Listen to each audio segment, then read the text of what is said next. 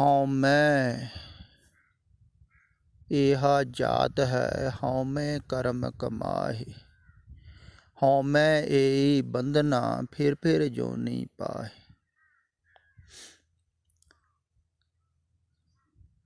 ਹਉਮੈ ਦਾ ਹੀ ਖੇਲ ਹੈ।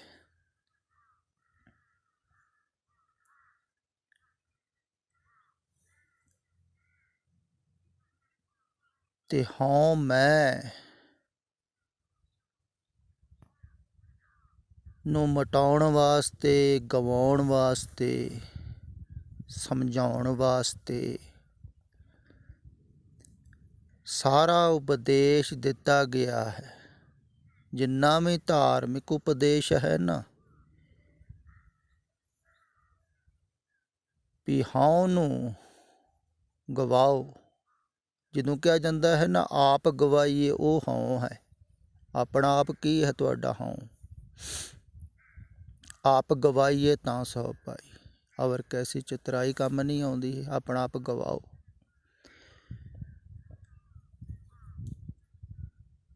ਜਾਂ ਮਨ ਮਾਰੇ ਬਿਨ ਭਗਤ ਨਾ ਹੋਈ, ਬਿਨ ਮਨ ਮੂਏ ਕੈਸੇ ਹਰ ਪਾਏ। ਮਨ ਦਾ ਮਾਰਨਾ ਵੀ ਮੈਂ ਦਾ ਮਾਰਨਾ ਹੀ ਹੈ।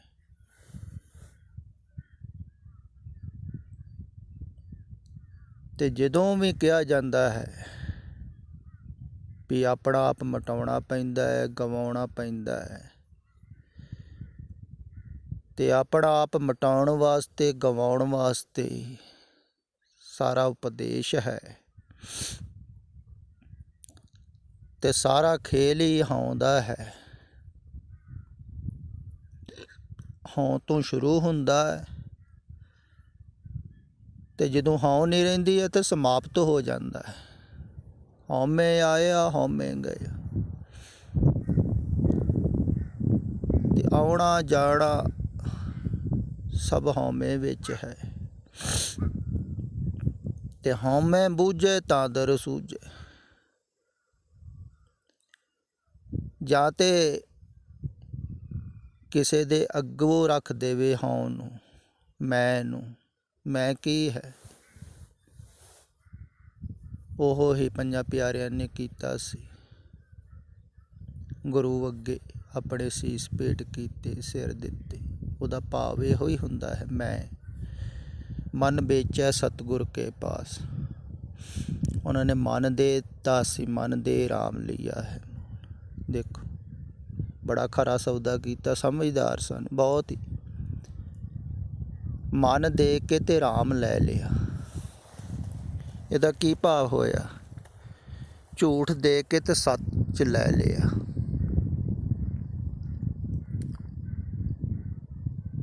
ਝੂਠ ਦੇ ਕੇ ਤੇ ਸੱਚ ਲੈ ਲਿਆ ਉਹਨਾਂ ਨੇ। ਇਹ ਹੈ ਸਮਝਦਾਰ। ਤੇ ਬੇਸਮਝ ਕੀ ਕਰਦੇ ਹਨ? ਉਹ ਝੂਠ ਨੂੰ ਸੰਭਾਲ ਕੇ ਰੱਖਦੇ ਹਨ ਤੇ ਸੱਚ ਨੂੰ ਗਵਾ ਦਿੰਦੇ ਹਨ।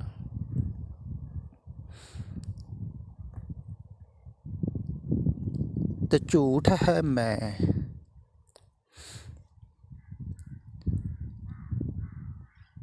ਵਾਸਤਵਿਕ ਨਹੀਂ ਹੈ। ਇਹ ਸਿਰਫ ਭਰਮ ਹੈ, ਖਿਆਲ ਹੈ। ਇਸੇ ਕਰਕੇ ਇਹਨੂੰ ਬੁੱਝ ਜਾਵੇ ਨਾ, ਜਿਹੜਾ ਸਮਝ ਲਵੇ, ਉਹਦੀ ਮੈਂ ਛੁੱਟ ਜਾਂਦੀ ਹੈ। ਕਹਿੰਦੇ ਪਰਮਾਤਮਾ ਨੂੰ ਜਿਹੜਾ ਜਾਣ ਲਵੇ ਨਾ, ਉਹ ਪਰਮਾਤਮਾ ਹੋ ਜਾਂਦਾ ਹੈ। ਕਿਉਂਕਿ ਪਰਮਾਤਮਾ ਨੂੰ ਜਾਣਨਾ ਹੀ ਪਰਮਾਤਮਾ ਹੋ ਜਾਣਾ ਹੈ। ਹੋ ਕੇ ਹੀ ਜਾਣ ਸਕਦਾ ਹੈ, ਇੱਦਾਂ ਕਹਿ ਸਕਦੇ। ਇਵੇਂ ਹੀ ਹਉ ਨੂੰ ਜਾਣ ਲਵੇ ਜਿਹੜਾ, ਤਾਂ ਉਹਦੀ ਹਉ ਮਿਟ ਜਾਂਦੀ। ਜਿਵੇਂ ਸਮਝ ਲਵੋ ਤੁਸੀਂ ਵੀ ਰਾਤ ਦਾ ਸੁਪਨਾ ਜਦੋਂ ਤੁਸੀਂ ਦੇਖਦੇ ਹੋ ਤੇ ਤੁਹਾਨੂੰ ਪਤਾ ਲੱਗ ਜਾਵੇ ਵੀ ਇਹ ਸੁਪਨਾ ਝੂਠ ਹੈ। ਤੁਸੀਂ ਜਾਣ ਲਿਆ ਵੀ ਇਹ ਸੁਪਨਾ ਹੀ ਹੈ, ਦੇਖ ਰਿਹਾ ਹੈ ਥੋੜ੍ਹੀ। ਉਹ ਸੁਪਨੇ ਦੇ ਵਿੱਚ ਤੁਸੀਂ ਭੀਖ ਮੰਗਦੇ ਹੋ, ਬੜੇ ਦੁਖੀ ਹੋ, ਪਰੇਸ਼ਾਨ ਹੋ, ਕੋਈ ਭੀਖ ਨਹੀਂ ਦਿੰਦਾ ਤੁਹਾਨੂੰ। ਤੇ ਤੁਹਾਨੂੰ ਪਤਾ ਲੱਗ ਗਿਆ ਵੀ ਇਹ ਸੁਪਨਾ ਹੀ ਹੈ। ਕੋਈ ਭੀਖ ਨਹੀਂ ਮੰਗ ਰਿਹਾ, ਕੋਈ ਔਖਾ ਨਹੀਂ ਹੈ, ਕੋਈ ਦੁਖੀ ਨਹੀਂ, ਕੋਈ ਪਿੱਛੇ ਨਹੀਂ ਲੱਗਾ ਹੋਇਆ। ਤੇ ਤੁਸੀਂ ਬਾਅਦ ਦੇ ਵਿੱਚ ਕੀ ਕਰਦੇ ਹੋ? ਹੱਸਦੇ ਹੋ ਵੀ ਹੱਦ ਹੋ ਗਈ, ਵੀ ਮੈਂ ਤੇ ਉਹ ਹੀ ਸੁਪਨੇ ਦੇ ਵਿੱਚ ਹੀ ਸੀ, ਸੁਪਨਾ ਹੀ ਦੇਖ ਰਿਹਾ ਸੀ। ਹੈ ਥੋੜ੍ਹੀ ਪਤਾ ਲੱਗ ਗਿਆ ਵੀ ਇਹ ਸੁਪਨਾ ਹੈ, ਮੇਰਾ ਹੀ ਇੱਕ ਖਿਆਲ ਹੈ, ਮੇਰਾ ਹੀ ਖਿਆਲ ਦਾ ਜੰਜਾਲ ਹੈ। ਤੇ ਸੁਪਨਾ ਟੁੱਟ ਗਿਆ, ਜਾਗ ਗਏ, ਪਤਾ ਲੱਗ ਗਿਆ। ਤੇ ਸੁਪਨੇ ਨੂੰ ਤੋੜਨ ਵਾਸਤੇ ਕੀ ਕਰਨਾ ਪੈਂਦਾ ਹੈ ਤੁਹਾਨੂੰ? ਸੁਪਨਾ ਸੁਪਨਾ ਹੈ, ਸਿਰਫ ਜਾਣਨਾ ਹੈ। ਤੇ ਸੁਪਨਾ ਟੁੱਟ ਜਾਂਦਾ, ਇੱਕਦਮ ਅੱਖ ਖੁੱਲ੍ਹ ਜਾਂਦੀ। ਇਵੇਂ ਹੀ ਹਉ ਬੁੱਝੈ ਤਾਂ ਦਰ ਸੂਝੈ, ਬੁੱਝ ਲਿਆ, ਜਾਣ ਲਿਆ, ਉਸੇ ਵੇਲੇ ਦਰ ਦਾ ਪਤਾ ਲੱਗ ਜਾਂਦਾ ਹੈ, ਦਰ ਖੁੱਲ੍ਹ ਜਾਂਦਾ ਹੈ, ਸਮਝ ਵਿੱਚ ਆ ਜਾਂਦੀ ਹੈ ਸਾਰੀ ਖੇਡ।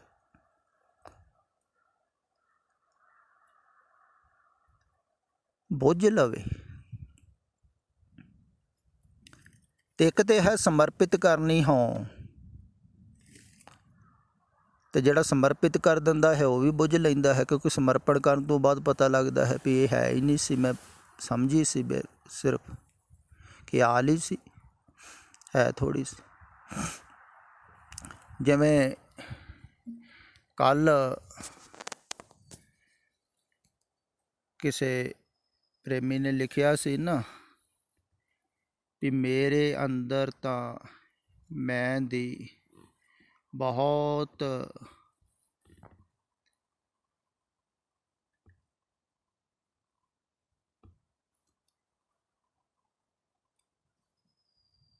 ਵੱਡੀ ਮੂਰਤ ਬਣੀ ਹੋਈ,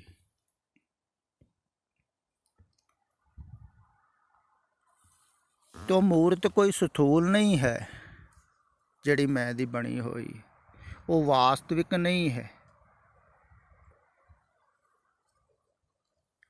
ਖਿਆਲ ਵਿੱਚ ਰੱਖੋ, ਉਹ ਮੂਰਤ ਵੈਸੇ ਹੀ ਹੈ ਜਿਵੇਂ ਸੁਪਨੇ ਦੇ ਵਿੱਚ ਬਣਦੀ ਹੈ। ਤੇ ਹਉ ਦੀ ਮੂਰਤ ਨੂੰ ਵਾਰ-ਵਾਰ ਸੰਭਾਲਣਾ ਪੈਂਦਾ ਹੈ, ਵਾਰ-ਵਾਰ ਖਿਆਲ ਵਿੱਚ ਰੱਖਣਾ ਪੈਂਦਾ ਹੈ ਹਉ। ਤੇ ਹਉ ਨੂੰ ਸੰਭਾਲਣ ਵਿੱਚ, ਖਿਆਲ ਰੱਖਣ ਵਿੱਚ, ਬਣਾਉਣ ਵਿੱਚ, ਥਿਰ ਰੱਖਣ ਵਿੱਚ ਹੀ ਸਾਰਾ ਸਮਾਂ ਜਾਂਦਾ ਹੈ। ਆਦਮੀ ਜੀਂਦਾ ਥੋੜ੍ਹੀ ਹੈ।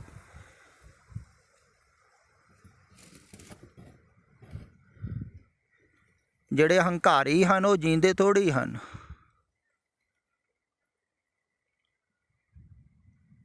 ਉਹ ਤਾਂ ਸਿਰਫ ਹਉ ਨੂੰ ਸੰਭਾਲਣ ਵਿੱਚ ਹੀ ਰੱਖਦੇ ਹਨ ਸਾਰਾ ਧਿਆਨ, ਵੀ ਕਿਵੇਂ ਥਿਰ ਰਵੇ, ਬਣੀ ਰਵੇ, ਟਿਕੀ ਰਵੇ। ਤੇ ਟੁੱਟ ਜਾਂਦੀ ਹੈ। ਇੱਕ ਥਿਰ ਥੋੜ੍ਹੀ ਹੈ, ਸਰੀਰ ਤਾਂ ਫਿਰ ਵੀ ਥਿਰ ਹੈ ਤੁਹਾਡਾ, ਕੁਛ ਚਿਰ ਤਾਂ ਟਿਕਦਾ ਹੈ ਨਾ। ਜਾਂ ਤਾਂ ਇਹ ਵੀ ਮੌਤ ਵੱਲ ਨੂੰ ਰਿਹਾ ਹੈ, ਇੰਨਾ ਥਿਰ ਤਾਂ ਨਹੀਂ ਹੈ, ਬਦਲ ਤਾਂ ਰਿਹਾ ਹੀ ਹੈ, ਰੋਜ਼ ਰੋਜ਼ ਮਰ ਰਿਹਾ ਹੈ, ਰੋਜ਼ ਰੋਜ਼ ਟਿਕਿਆ ਹੋਇਆ ਨਹੀਂ, ਫਿਰ ਵੀ ਕੁਛ ਤਾਂ ਹੈ ਨਾ ਥੋੜ੍ਹਾ ਜਿਹਾ। ਤੇ ਹਉ ਤਾਂ ਇੰਨੀ ਵੀ ਨਹੀਂ ਥਿਰ ਹੈ। ਤੇ ਸਰੀਰ ਨੂੰ ਮਾਰਨ ਵਾਸਤੇ ਵੀ ਟਾਈਮ ਲੱਗਦਾ ਹੈ, ਤੇ ਹਉ ਤਾਂ ਹੈ ਹੀ ਨਹੀਂ। ਸਿਰਫ ਖਿਆਲੀ ਮੂਰਤ ਬਣਾਈ ਹੋਈ ਆਪਣੀ ਤੁਸੀਂ, ਖਿਆਲੀ ਖਿਆਲ ਦੁਆਰਾ ਆਪਣੀ ਮੂਰਤ ਬਣਾ ਲਈ, ਤੇ ਉਹ ਵਾਸਤਵਿਕ ਨਹੀਂ ਹੈ ਨਾ। ਤੇ ਉਹਨੂੰ ਤੋੜਨ ਵਾਸਤੇ ਥੋੜ੍ਹੀ ਟਾਈਮ ਲੱਗੇਗਾ, ਵੀ ਬਹੁਤ ਮੂਰਤ ਪੱਕੀ ਹੈ, ਵੀ ਉਹਨੂੰ ਤੋੜਨਾ ਬੜਾ ਕਠਿਨ ਹੈ।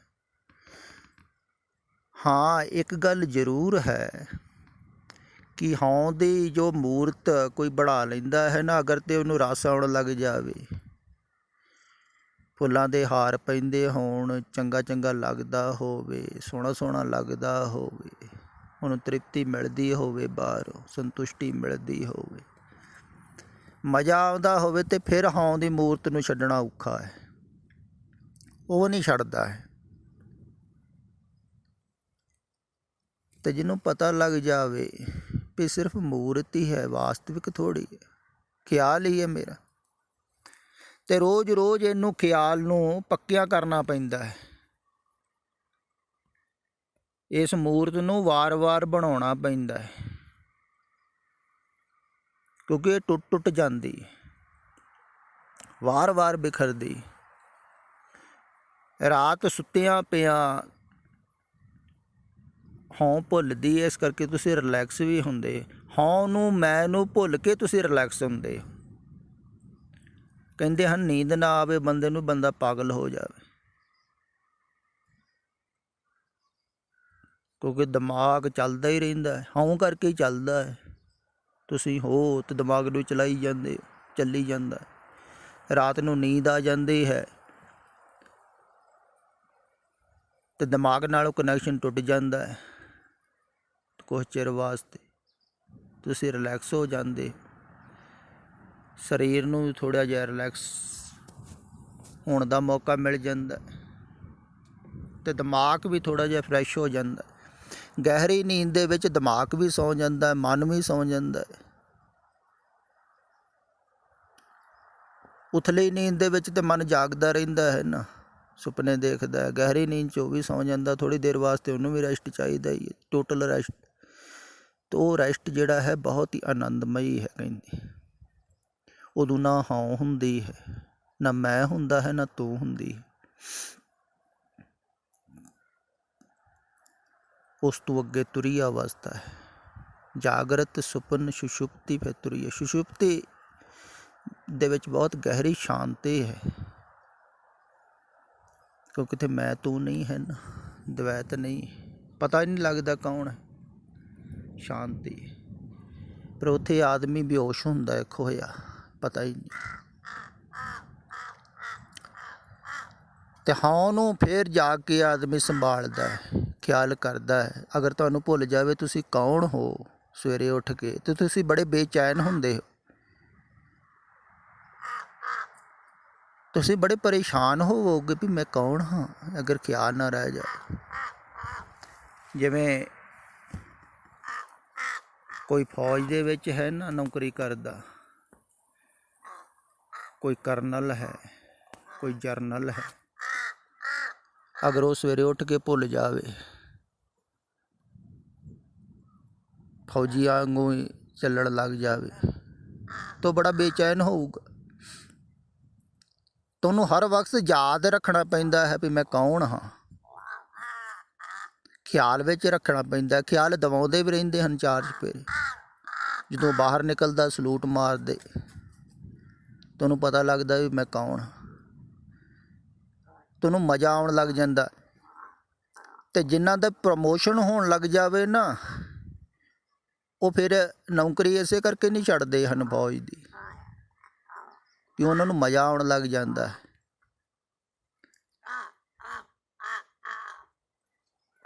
ਜਿਹਦੀ ਤਰੱਕੀ ਨਾ ਹੁੰਦੀ ਹੋਵੇ, ਛੇਤੀ ਵਾਪਸ ਆ ਜਾਂਦਾ ਹੈ। ਜਿਹਦੀ ਤਰੱਕੀ ਹੋਣ ਲੱਗ ਜਾਵੇ, ਪ੍ਰਮੋਸ਼ਨ ਹੋਣ ਲੱਗ ਜਾਵੇ, ਫਿਰ ਉਹਨੂੰ ਮਜ਼ਾ ਆਉਣ ਲੱਗ ਜਾਂਦਾ ਵੀ ਹੋਰ ਸਲੂਟ ਵੱਜ ਰਿਹਾ।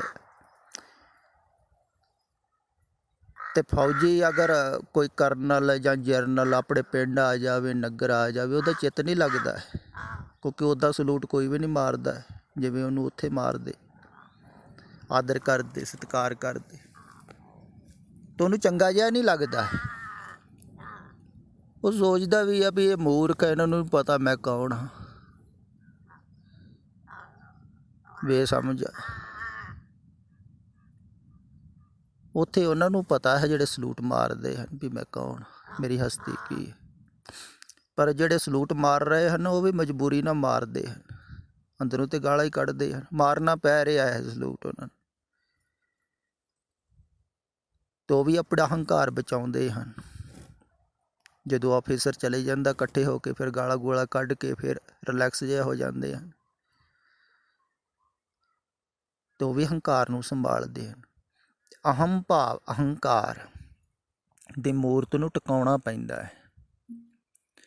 ਤਾਂ ਰਿਟਾਇਰ ਜਦੋਂ ਹੋ ਜਾਂਦੇ ਹਨ ਨਾ ਆਫਿਸਰ ਜ਼ਿਆਦਾਤਰ, ਤਾਂ ਬੜੇ ਬੇਚੈਨ ਰਹਿੰਦੇ ਹਨ, ਕਿਉਂਕਿ ਉਹਦੇ ਹੰਕਾਰ ਦੀ ਤ੍ਰਿਪਤੀ ਨਹੀਂ ਮਿਲਦੀ। ਨਿਆਣੇ ਨਹੀਂ ਪੁੱਛਦੇ ਹਨ ਘਰ ਦੇ ਵਿੱਚ, ਜਿੱਥੇ ਇੰਨਾ ਸਤਿਕਾਰ ਸੀ ਉਹਦਾ, ਉਹ ਸਤਿਕਾਰ ਨਹੀਂ ਰਹਿ ਜਾਂਦਾ, ਆਦਰ ਨਹੀਂ ਰਹਿ ਜਾਂਦਾ। ਤਾਂ ਉਹਨਾਂ ਦਾ ਜੀਣ ਨੂੰ ਵੀ ਨਹੀਂ ਚਿੱਤ ਕਰਦਾ, ਤ੍ਰਿਪਤੀ ਨਹੀਂ ਮਿਲਦੀ ਹੰਕਾਰ। ਤਾਂ ਰਿਟਾਇਰਮੈਂਟ ਤੋਂ ਬਾਅਦ ਬਹੁਤੇ ਲੋਕ ਜੀਂਦੇ ਵੀ ਨਹੀਂ ਹਨ, ਬਹੁਤ ਔਖੇ ਜੀਂਦੇ ਹਨ ਕਈ। ਹਾਂ, ਕਈਆਂ ਨੂੰ ਮਿਲਦੀ ਰਵੇ ਬਾਹਰੋਂ, ਜਾਂ ਕੋਈ ਕਿਸੇ ਸੰਸਥਾ ਦੇ ਨਾਲ ਜੁੜ ਜਾਂਦਾ ਹੈ, ਜਾਂ ਕੋਈ ਹੋਰ ਢੰਗ ਦੇ ਨਾਲ ਕੋਈ ਜੁੜਿਆ ਰਹਿੰਦਾ ਹੈ, ਕਿਤੇ ਨਾ ਕਿਤੇ ਖੁਰਾਕ ਮਿਲਦੀ ਰਵੇ ਤਾਂ ਚੱਲਦਾ ਰਹਿੰਦਾ ਹੈ ਜੀਵਨ। ਤਾਂ ਮੂਰਤ ਨੂੰ ਮਾੜਾ ਮੋਟਾ ਸੰਭਾਲ ਕੇ ਰੱਖਦਾ ਹੈ।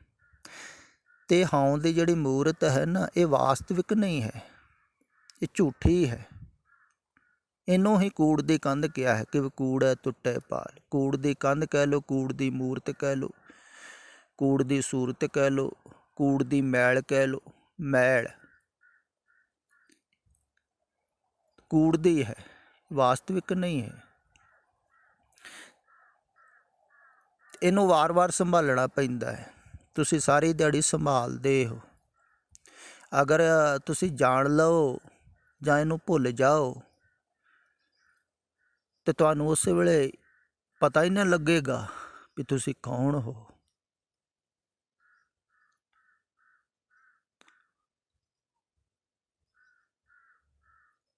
ਹਉਂ ਦੀ ਮੂਰਤ ਨੂੰ ਤੁਸੀਂ ਸੰਭਾਲਦੇ ਰਹਿੰਦੇ ਹੋ, ਖਿਆਲ ਵਿੱਚ ਰੱਖੋ। ਸਾਰੀ ਜ਼ਿੰਦਗੀ ਹਉਂ ਨੂੰ ਸੰਭਾਲਣ ਵਿੱਚ ਹੀ ਲਾਉਂਦਾ ਹੈ ਆਦਮੀ। ਅਗਰ ਤੁਸੀਂ ਮੈਨੂੰ ਸੁਣ ਵੀ ਰਹੇ ਹੋ ਭਾਵੇਂ, ਤਾਂ ਵਾਰ-ਵਾਰ ਕਿਹਾ ਵੀ ਜਾ ਰਿਹਾ ਹੈ ਵੀ ਹਉਂ ਹੀ ਰੋਗ ਹੈ, ਹਉਂ ਨੂੰ ਗਵਾਉਣ ਦੇ ਨਾਲ ਪਰਮਾਤਮਾ ਮਿਲ ਜਾਂਦਾ ਹੈ। ਆਪਣੇ ਆਪ ਨੂੰ ਮੈਂ ਬਹੁਤ ਵਾਰਾਂ ਕਿਹਾ ਹੈ, ਮਨ ਦੇ ਰਾਮ ਲਿਆ ਹੈ ਮੋਲ, ਰਾਮ ਮਿਲ ਜਾਂਦਾ ਹੈ ਹਉਂ ਨੂੰ ਮੈਂ ਨੂੰ ਦੇ ਕੇ। ਬਹੁਤਾ ਔਖਾ ਨਹੀਂ। ਫਿਰ ਵੀ ਤੁਸੀਂ ਮੈਂ ਨੂੰ ਗਵਾਉਣਾ ਥੋੜ੍ਹੀ ਚਾਹੁੰਦੇ, ਹਉਂ ਨੂੰ ਗਵਾਉਣਾ ਥੋੜ੍ਹੀ ਚਾਹੁੰਦੇ। ਜੇ ਮੈਂ ਹੀ ਨਾ ਰਿਹਾ ਤਾਂ ਫਿਰ ਕੀ ਰਹੂਗਾ? ਕੁਛ ਵੀ ਨਾ ਰਿਹਾ। ਮੇਰੀ ਹੋਂਦ ਦੀ ਸਮਾਪਤ ਹੋ ਗਈ, ਫਿਰ ਕੀ ਫਾਇਦਾ ਹੈ? ਅਤੇ ਤੁਸੀਂ ਚਾਹੁੰਦੇ ਹੋ ਵੀ ਪਰਮਾਤਮਾ ਮਿਲ ਜਾਵੇ ਅਤੇ ਮੈਂ ਫਿਰ ਦੂਜਿਆਂ ਨੂੰ ਦੱਸਾਂ ਵੀ ਮੈਨੂੰ ਪਰਮਾਤਮਾ ਮਿਲਿਆ ਹੋਇਆ, ਦੇਖੋ ਮੇਰੇ ਵੱਲ, ਹੈ ਕੋਈ ਮੇਰੇ ਵਰਗਾ? ਇਹ ਹਉਂ ਦਾ ਕਰਕੇ ਹੀ ਤੁਸੀਂ ਹਉਂ ਨੂੰ ਗਵਾਉਣਾ ਵੀ ਨਹੀਂ ਚਾਹੁੰਦੇ।